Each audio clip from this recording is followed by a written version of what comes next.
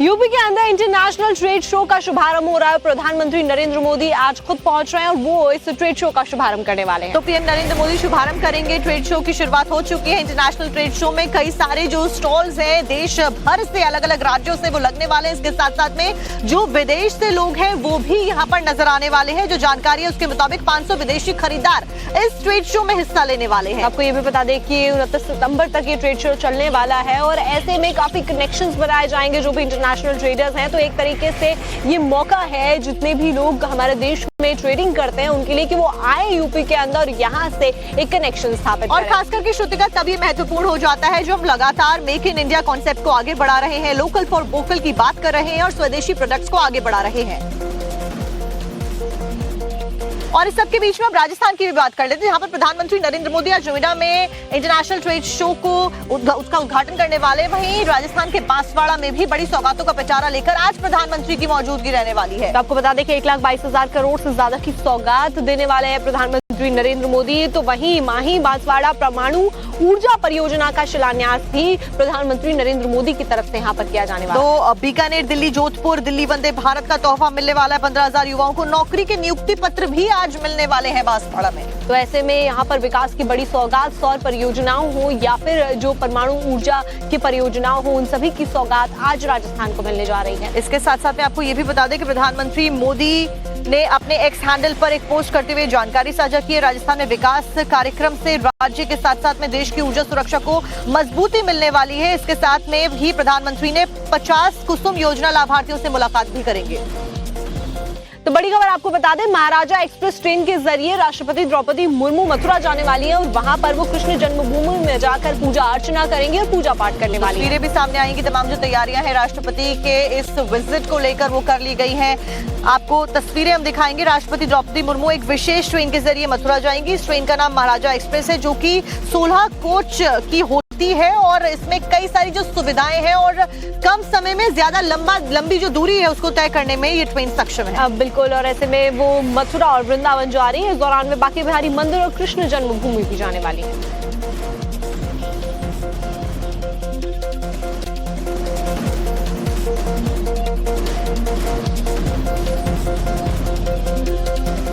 एक बार फिर से आपका स्वागत है फिट इंडिया के सुपर हिट बुलेटिन में। खबर अब आपको बताते हैं राजधानी दिल्ली से। यहाँ पर एक नामी इंस्टीट्यूट के अंदर जो संचालक है उसके ऊपर यौन शोषण के आरोप लगे हैं। तो चैतन्य के ऊपर आरोप लगे हैं। आपको बता दें कि 32 छात्राएं सामने आती हैं। उन्होंने गंभीर आरोप लगाए जिनमें से 17 छात्राओं के जो आरोप है वो बेहद संगीन बताए जा रहे हैं और इसी कड़ी में 5 FIR भी चैतन्य के खिलाफ में दर्ज कर ली गई है। तो आपको बता दें कि चैतन्य अभी फरार बताया जा रहा है और ऐसे में यौन शोषण के गंभीर आरोप उसके ऊपर लगे हैं। ये एक इंस्टीट्यूट चलाते हैं, उसके संचालक हैं। आपको बता दें कि उनके ऊपर में यौन शोषण के आरोप लगे।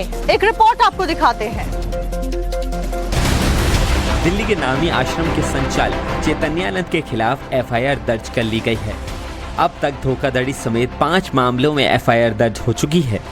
छेड़खानी के आरोप में घिरे स्वामी चैतन्यानंद सरस्वती का ये इश्तेहार भी नवभारत के पास है जिसे नाम बदलने को लेकर दिया गया था। चैतन्यानंद स्वामी का पहले नाम पार्थ सारथी था जिसे बदलकर उसने अपना नाम चैतन्यानंद रख लिया। ये वही श्री श्रीम रिसर्च फाउंडेशन है जहाँ की 32 छात्राएं सामने आई हैं और उन्होंने यहाँ के संचालक चैतन्यानंद सरस्वती के खिलाफ शिकायत दी है कि वो उनके साथ छेड़खानी करता था। 15 छात्राओं ने मजिस्ट्रेट के सामने बयान दिए और बोला है कि ये जो यहाँ का संचालक है जिसका पुराना नाम डॉक्टर पार्थ सारथी है वो उनके साथ फिजिकल टच करने की कोशिश करता था और 17 लड़कियों ने ये शिकायत दी है कि ये उनके साथ लगातार एब्यूसिव लैंग्वेज यूज करता था और उनको व्हाट्सएप पर अश्लील मैसेज भेजता था। मार्च में एक छात्रा ने चैतन्यानंद के खिलाफ शिकायत दर्ज करी थी। पुलिस के मुताबिक 2009 से अब तक बाबा पर कई मामलों में 5 शिकायतें दर्ज हो चुकी हैं। पहली FIR साल 2009 में हुई थी। डिफेंस कॉलोनी पुलिस छेड़छाड़ और धोखाधड़ी का मामला दर्ज किया गया था। इसके बाद साल 2016 में इंस्टीट्यूट की छात्रा ने छेड़छाड़ का आरोप लगाया। वसंत कुंज थाने में चैतन्यानंद के खिलाफ दूसरी FIR दर्ज हुई। साल 2025 में तीसरी FIR मठ के साथ धोखाधड़ी के आरोप में दर्ज की गई है। चौथी FIR इंस्टीट्यूट की लड़की के साथ छेड़छाड़ के आरोप में भी दर्ज की गई है। स्वामी चैतन्यानंद के खिलाफ फर्जी नंबर प्लेट की कार को लेकर भी FIR दर्ज है। स्वामी चैतन्यानंद ने भी डिप्लोमेट नंबर की कई नंबर प्लेट बनवाई हुई थी, जिन्हें वो लगातार बदलता रहता था। तमाम मामले सामने आने के बाद चैतन्यानंद से श्रृंगेरी शारदा पीठ ने भी संबंध खत्म कर दिए। जब इस डॉक्टर पार्थ सारथी के ठिकाने पहुंची तो पुलिस को वहां से एक वॉल्वो कार मिली है। उस वॉल्वो कार का जो नंबर था वो फर्जी था, वो एम्बेसी के नंबर पे कार रजिस्टर्ड करा रखी थी। जब पुलिस ने उस नंबर प्लेट को ट्रेस किया तो पता लगा कि इस नंबर की कभी भी कोई कार रजिस्टर्ड नहीं हुई है। उसके बाद पुलिस ने एक सेक्शन और ऐड किया है एफआईआर में और लगातार डॉक्टर पार्थ सारथी की जो पुलिस है वो तलाश कर रही है।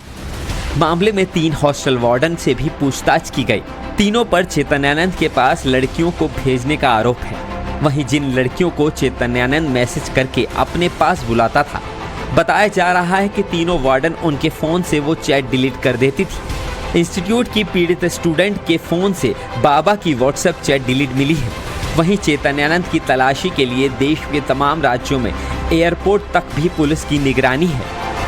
बताया जा रहा है कि 4 अगस्त को पुलिस को शिकायत मिली थी। शिकायत जो है वो इसी मठ की तरफ से मिली थी जिस मठ की ज़मीन पर ये पूरा इंस्टीट्यूट चल रहा है, क्योंकि छात्राओं ने पहले मठ में शिकायत दी थी कि जो यहाँ के संचालक है वो उनके साथ अश्लील हरकतें करते हैं, उनसे छेड़खानी करते हैं। जिसके बाद मठ ने ही पुलिस को शिकायत दी और शिकायत मिलने के बाद पुलिस ने इस मामले में एफआईआर दर्ज की। 9 अगस्त को मठ की तरफ से एक स्टेटमेंट सामने आया और बताया कि किस तरीके से उन्होंने अपनी कंप्लेंट जो है वो पुलिस को दी है और जो यहाँ के छात्रा हैं उनको प्रोटेक्शन दी जा रही है, उनकी काउंसलिंग करवाई जा रही है और पुलिस की कई टीमें जगह जगह पर दबिश डाल रही हैं। कैमरामैन सचिन साहू के साथ मोहित ओम, टाइम्स ऑफ भारत, दिल्ली।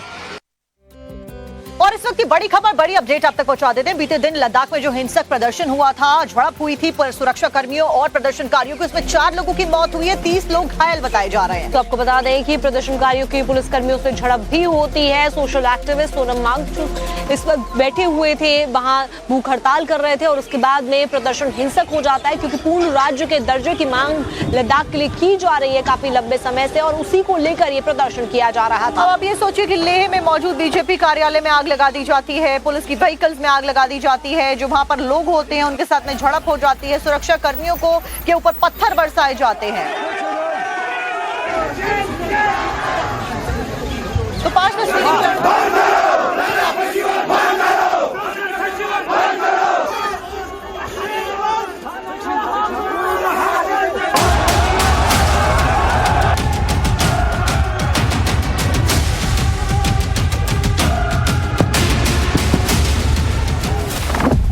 लद्दाख को सुलगाने की किसकी साजिश? लेह में फैली हिंसा, किसने लगाई माचिस?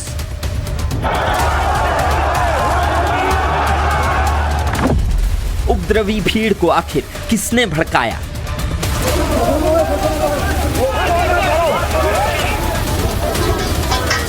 देखते ही देखते लद्दाख की सड़कों पर उपद्रवियों का हंगामा हो गया। लेह हिंसा से सुलगने लगा।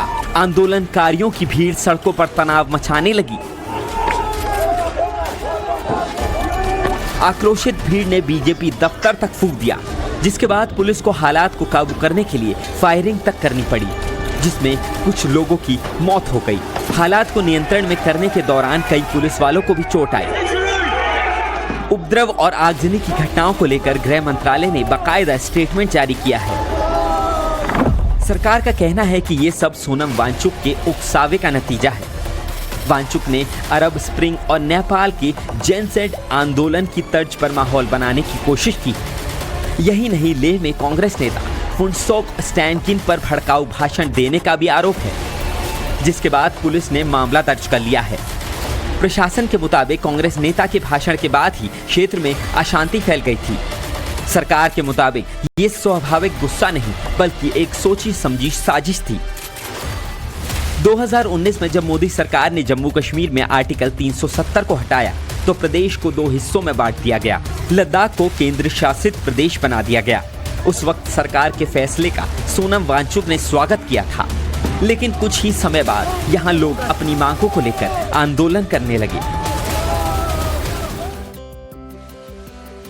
तो चलिए अब आपको अलीगढ़ मुस्लिम यूनिवर्सिटी लेकर चलते हैं, क्योंकि वहां पर जो हिंदू छात्र हैं उनके लिए वेज खाने की मांग उठ रही है नवरात्रि के दौरान। दरअसल इन छात्रों के द्वारा वीसी को एक पत्र लिखा गया था। उन्होंने कहा था कि नवरात्रि चल रहे हैं, ऐसे में हमें शुद्ध शाकाहारी भोजन दिलवाना चाहिए और व्यवस्था की जानी चाहिए। आपको डिटेल्स रिपोर्ट में दिखाते हैं। अलीगढ़ मुस्लिम यूनिवर्सिटी में नवरात्र के दौरान शाकाहारी खाने की मांग उठ रही है। छात्रों ने इसके लिए वीसी के नाम पर एक खत लिखा है। साथ ही नॉन वेज खाने से अलग वेज खाना बनाने के लिए भी खत की मांग की गई है। देखिए, हमने एएमयू एडमिनिस्ट्रेशन से डिमांड रखी है कि जैसे रमज़ान में सहरी और इफ्तार के लिए हॉस्टल में खाने के स्पेशल अरेंजमेंट करे जाते हैं, वैसे ही नवरात्रि में हिंदू स्टूडेंट्स के लिए भी खाने के लिए स्पेशल अरेंजमेंट करे जाएं। साथ ही में हमने ये चेतावनी भी दी कि अगर अलीगढ़ मुस्लिम यूनिवर्सिटी के सारे हॉस्टल के जो प्रोवोस्ट हैं वो इस चीज़ का खास ख्याल रखें कि वेज और नॉन वेज खाना अलग अलग बने। अगर हमारे पास किसी भी स्टूडेंट की कोई शिकायत आती है वेज और नॉन वेज खाने को एक संग बनाने की, तो हम फिर इनका ये इंतजाम करेंगे कि इसको ये ज़िंदगी भर याद रखें। डिप्टी प्रॉक्टर के मुताबिक डीएसडब्ल्यू से छात्रों की मांग को लेकर अपील की गई है। साथ ही उनकी मांगों को पूरा करने को कहा गया है। नवदुर्गे के अवसर पर हिंदू छात्र जो व्रत रखते हैं उनका विशेष रूप से ध्यान दिया जाए। उस ज्ञापन का कॉग्निजेंस लेते हुए, संज्ञान लेते हुए हमने अपने डीएसडब्ल्यू साहब से बात की है और उन्होंने सभी हॉल के प्रोवोस्ट को ये दिशा निर्देश जारी कर दिए गए हैं कि नवदुर्गे के दौरान हिंदू छात्रों को विशेष ध्यान रखा जाए। ऐसे में अगर छात्रों की ये मांगे मान ली जाती हैं, तो अलीगढ़ यूनिवर्सिटी में हिंदू छात्रों को नवरात्र के दौरान शाकाहारी खाना परोसा जाएगा। और खबरों में अब आगे बढ़ते हुए बात कर लेते हैं यूपी के बहराइच की, जहां पर आदमखोर का आतंक देखा गया। 4 साल की बच्ची को ये आदमखोर खेत में लेकर चला गया। तो आपको बता दें, बच्ची आंगन में बैठी हुई थी और ऐसे में 4 साल की बच्ची को ये आदमखोर लेकर जाता है और उसके बाद में उस पर हमला भी करता है। गांव वाले हालांकि मदद के लिए पहुंचते हैं, लेकिन तब तक बच्ची का हाथ ये आदमखोर चबा चुका था और बच्ची के जो शरीर को काफी नुकसान पहुंचा चुका था। तो बीते कई दिनों से आदमखोर का आतंक देखा जा रहा है बहराइच में। जंगली जानवर के खौफ से इलाके में लोग परेशान हैं। ऐसे में एक बार फिर से बच्ची को आदमखोर ने शिकार बना लिया है।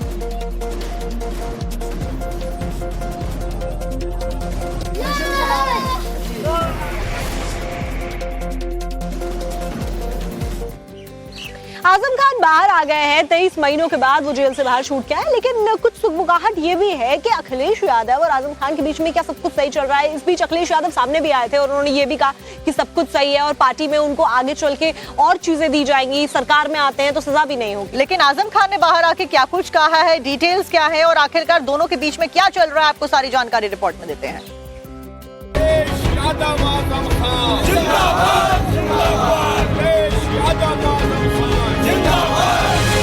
आदमी मोहम्मद आजम खान साहब पर वो सब वापस लेने का काम सरकार में होगा।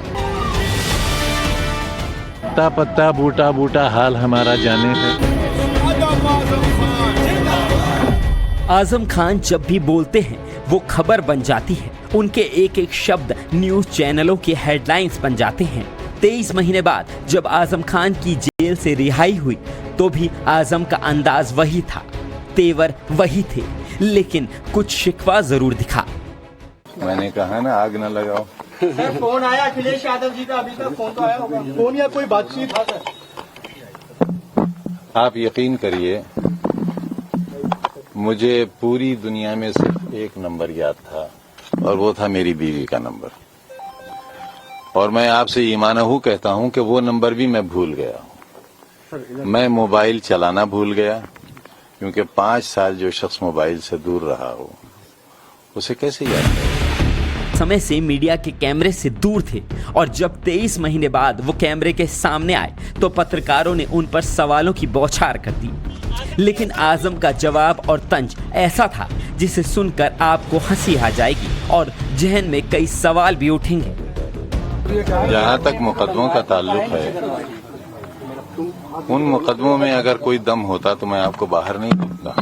अपने फॉलोअर्स के लिए क्या? एक सेकंड सुनो। छोटी अदालत से लेकर सुप्रीम कोर्ट तक मुझे इंसाफ मिलने की उम्मीद है। यहाँ से नहीं मिलेगा, वहाँ से नहीं मिलेगा, वहाँ से मिलेगा, और आप देखेंगे एक दिन बिल्कुल बेदाग, शायद उसकी जरूरत पेश नहीं आएगी। 27 में सरकार बनेगी समाजवादी पार्टी की, आपको लगता है? मैं कोई भविष्यवाणी तो कर नहीं सकता। अखिलेश यादव से आप समाजवादी पार्टी में रहेंगे 2027 से भी, कुछ भी इस तरीके से है क्या? नहीं, मेरी सारी नेक ख्वाहिशात उनके साथ हैं। बिल्कुल नेताजी की औलाद हैं, हमें उतने ही अजीज हैं जितने नेताजी को होंगे। आजम से पूछा गया कि क्या अखिलेश से कोई नाराजगी है या फिर समाजवादी पार्टी में बने रहेंगे, तो उन्होंने क्या कहा आप खुद सुनिए। आप समाजवादी पार्टी में रहेंगे सर, ये तय है, स्पष्ट है आपकी ओर से? ये न रहने का क्या सवाल पैदा क्योंकि हुआ? ऐसी चर्चाएं, ऐसे स्पेकुलेशन हैं कि आप नाराज हैं, बसपा से कुछ संपर्क है आपका, इस तरह की चीजें हैं, जब तक आप क्लियर नहीं करेंगे। बेवकूफ तो हूँ, इतना भी नहीं। ऐसे में सवाल है कि आजम खान की सियासी पारी का क्या होगा? क्या वो समाजवादी पार्टी में बने रहेंगे? क्या उसी कद के साथ आजम खान फिर सक्रिय होंगे या फिर कोई नया रास्ता चुनेंगे? सारे सवालों का जवाब समय के साथ खुद ब खुद मिल जाएगा। लेकिन जैसे कि खबरें आ रही हैं, आजम खान और अखिलेश यादव के बीच कुछ ठीक नहीं चल रहा। उसको लेकर अब समाजवादी पार्टी डैमेज कंट्रोल में लग गई है। खबर है कि अखिलेश यादव खुद 8 अक्टूबर को रामपुर जाकर आजम खान से बात करेंगे। लेकिन अखिलेश भी ये जानते हैं कि 2027 के चुनाव में बिना आजम खान के चुनाव लड़ना और बीजेपी को टक्कर देना आसान नहीं होगा। और एशिया कप के फाइनल में टीम इंडिया पहुंच चुकी है। बैक टू बैक 5 जीत टीम इंडिया ने दर्ज की है। बीते दिन 41 रनों से मुकाबले में बांग्लादेश को हरा दिया। तो आपको बता दें कि एक ताबड़तोड़ पारी भी खेली गई, जिसमें अभिषेक शर्मा और शुभमन गिल थे। दोनों ने जबरदस्त खेला और पहले विकेट के लिए ही उन्होंने 77 रन एक साथ में जोड़े। वहीं अभिषेक शर्मा की अगर बात की जाए तो उन्होंने 25 गेंदों में अर्धशतक जड़ा और इसको लेकर उनके परिवार ने भी काफी खुशी जताई है। तो सभी भारतीयों के लिए गर्व का क्षण है, क्योंकि टीम इंडिया फाइनल में पहुंच चुकी है। आपको ये भी बता दें कि बांग्लादेश ने टॉस जीतकर पहले गेंदबाजी करने का फैसला लिया था। भारत ने पहले बल्लेबाजी करते हुए 20 ओवर में 6 विकेट पर 168 रन बनाया और उसके बाद में भारत जीत जाता है। और अच्छा खेल रहा है और man of the match proud वाली है कि गल कि बच्चा मैन ऑफ द मैच आ रहा। सभी अच्छे खेल रहे हैं और भगवान करे कि और खेले, अच्छे खेले सभी और ऐसे मैच जीतते रहे और अपने इंडिया को जिताते रहे। उसको ऐसे खेलने में इतना मजा आता है, ये उसकी नेचुरल गेम है। ही डजंट वो जोर नहीं लगा रहा, कुछ कर नहीं रहा। This is how he plays and we are super super proud. I mean like ये हमारा हमेशा से it's like a dream come true यार, एंड ये हमेशा से हमारा ये सपना था and we are living that dream, you know. एक शख्स इलेक्ट्रिक पोल को पकड़कर खड़ा है। 2 लोगों ने उसे पकड़ा हुआ है। एक महिला और एक लड़की शख्स को बाकी 2 लोगों से छुड़ाने की कोशिश कर रही है। मौके पर भारी भीड़ है। इस दौरान जमकर बहसबाजी हो रही है। बैठाई मत दो।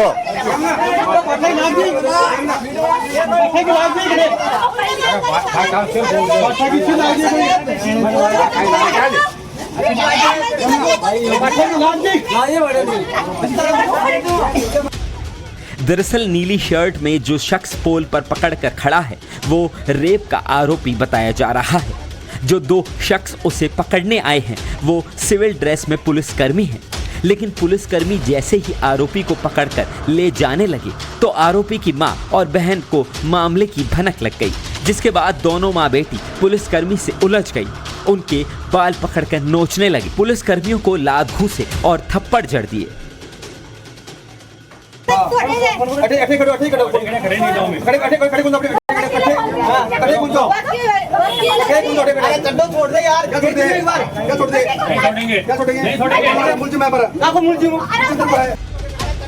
मामला राजस्थान के सीकर का है। बताया जा रहा है कि आरोपी अपनी बहन के घर पर फरारी काट रहा था। जैसे ही पुलिस को इसकी भनक लगी, पुलिस गिरफ्तार करने पहुंच गई।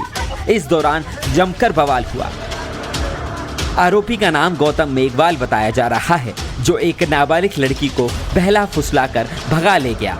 जिसके बाद पुलिस ने लड़की को बरामद किया तो पीड़िता ने रेप का आरोप लगा दिया। ऐसे में पुलिस आरोपी को पकड़ने पहुंची तो उसके परिवार वालों ने जमकर बवाल काटा।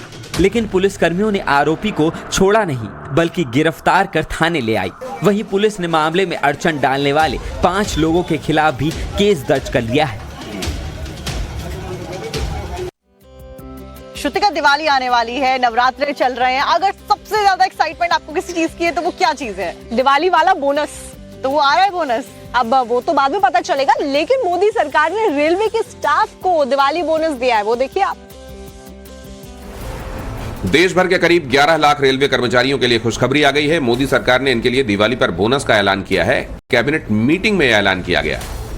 रेलवे स्टाफ के लिए 78 दिन की प्रोडक्टिविटी लिंक्ड बोनस यानी पीएलबी को मंजूरी दे दी गई। इसके लिए 1866 करोड़ रुपए का बजट दिया गया, जिसका फायदा 10,91,000 रेलवे कर्मचारियों को होगा। ये बोनस कर्मचारियों की 78 दिन की सैलरी के बराबर है, जिसे हर साल की तरह इस बार भी दुर्गा पूजा, दशहरा की छुट्टियों से पहले नॉन गेजेटेड रेलवे कर्मचारियों को दिया जाएगा। इस बोनस के तहत हर एक एलिजिबल स्टाफ को अधिकतम 17,951 रुपए मिलेंगे। मोदी कैबिनेट की ओर से बिहार के लोगों को भी खास गिफ्ट मिला है। बिहार के करीब 104 किलोमीटर रेलवे लाइन को डबल करने के काम को मंजूरी मिल गई है, जिसकी लागत 2,192 करोड़ रुपए है। वहीं पटना और बेतिया के बीच कनेक्टिविटी बेहतर करने के मकसद से 4 लेन ग्रीनफील्ड प्रोजेक्ट को भी मंजूरी दी गई है। साक्षी, अभी देखिए ना, पेड़ कितने खिले खिले नजर आ रहे हैं, हरे नजर आ रहे हैं, वरना सफेद नजर आते हैं और धूप भी नजर आ रही है। एयर एक्चुअली क्वालिटी अगर दिल्ली की बात की जाए तो ठीक ठाक है, मतलब ब्रीथेबल है, ऐसा नहीं है कि बहुत पोल्यूशन नजर आ रहा है। बिल्कुल, हम यहाँ पे सांस ले पा रहे हैं अच्छे से, लेकिन क्योंकि हरियाणा में और पंजाब में पराली जलानी शुरू हो चुकी है और वो वक्त दूर नहीं श्रुतिका, जब एक बार फिर से दिवाली के सीजन में फिर दोबारा से दिल्ली एनसीआर के जो लोग हैं उनको प्रदूषित वातावरण का सामना करना पड़ेगा, उसमें रहना पड़ेगा। आपको रिपोर्ट दिखाते हैं। दिल्ली एनसीआर वालों, हो जाओ सावधान, शुरू होने वाला है पराली से प्रदूषण का प्रकोप। ये तस्वीरें देखकर अभी से दिल्ली वालों की सांसें तेज हो रही होंगी, क्योंकि पंजाब में शुरू हो चुका है पराली जलाने का खेल। अमृतसर में किसान अपने खेतों में पराली जलाना शुरू कर चुके हैं। पंजाब में धान की कटाई के साथ ही पराली जलाने की घटनाएं बढ़ रही हैं। सुप्रीम कोर्ट की सख्ती के बावजूद पिछले 4 से 5 दिनों में कई मामले सामने आए हैं। सिर्फ पंजाब ही नहीं बल्कि हरियाणा में भी पराली जलाई जा रही है। हरियाणा के करनाल में 3 किसानों पर पराली जलाने पर एफआईआर दर्ज की गई है। इन किसानों पर 30,000 रुपए का जुर्माना भी लगाया गया है और मेरी फसल मेरा ब्यौरा पोर्टल पर रेड एंट्री कर दी गई है। इस कारण ये किसान अगले 2 सीजन तक अपनी फसल न्यूनतम समर्थन मूल्य पर नहीं बेच सकेंगे। हमारे द्वारा मौके पर जो एफआईआर लॉन्च कराई गई है, इसके अलावा जो एनजीटी द्वारा जो पेनल्टी डिसाइड की गई वो भी हमें उसको नोटिस दे दिया गया है और विभाग द्वारा रेड एंट्री भी की जा रही है। पराली जलाने की तस्वीरों को देखकर यही सवाल उठ रहा है कि क्या फिर हर साल की तरह दिल्ली की हवा में धुआं और जहर घुलेगा।